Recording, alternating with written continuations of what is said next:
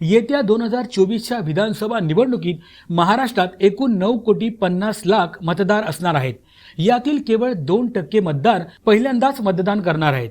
यात 4,90,00,000 पुरुष मतदार असून 4,60,00,000 महिला मतदार आहेत। तर 18 ते 19 वयोगटातील मतदारांची संख्या 16,90,000 आहे। असे म्हटले जाते की या मतदारांची संख्या केवळ 2%च आहे।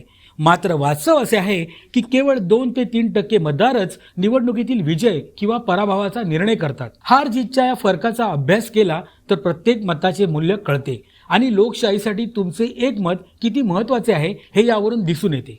महाराष्ट्रात मात्र गेल्या वेळी ही संख्या 9,25,00,000 होती। राज्यात दर 1,000 पुरुष मतदारांमागे 933 महिला मतदार आहेत। मात्र मागील विधानसभा निवडणुकीत याच महिला मतदारांची संख्या 925 इतकी होती। म्हणजे मागील आणि आता होणाऱ्या निवडणुकीत महिला मतदार संख्येत फक्त 8 मतदारांचा फरक पडला आहे।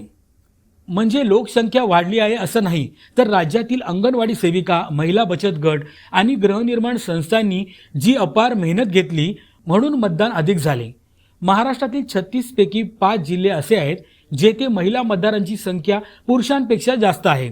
ते जिल्हे म्हणजे सिंधुदुर्ग, रत्नागिरी, नंदुरबार, गोंदिया, भंडारा असे आहेत। महिला मतदारांनी पुरुष मतदारांपेक्षा कमी मतदान करू नये यासाठी सर्वतोपरी प्रयत्न केले जात आहेत। गडचिरोलीमध्ये सर्वात जास्त 8,1 मतदार आहेत। राज्यातील 30 ते 50 वयोगटातील 2 कोटी मतदार आहेत, तर 20 ते 30 वयोगटातील 1,80,00,000 मतदार आहेत। 80 वर्षांपेक्षा जास्त वय असलेल्या मतदारांची संख्या 18,60,000पेक्षा जास्त आहे।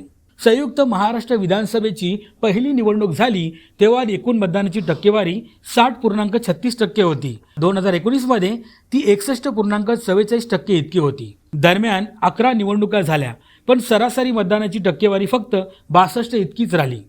1995 वगळता महाराष्ट्रात 71.61% मतदान झाले होते। देशात कमी मतदान होण्यामागे नक्षलवाद, दहशतवादी हे सर्वात मोठे कारण मानले जाते। आता त्यांची भीती राहिली नाही, पण जिथे मतदारांना ही भीती वाटत नाही तिथे मतदान कमी करण्याची सक्ती समजण्यापलीकडची आहे। केंद्रशासित प्रदेश, पश्चिम बंगाल आणि आंध्र प्रदेशसह लहान राज्यांमध्ये मतदानाची टक्केवारी सुमारे 80% आहे।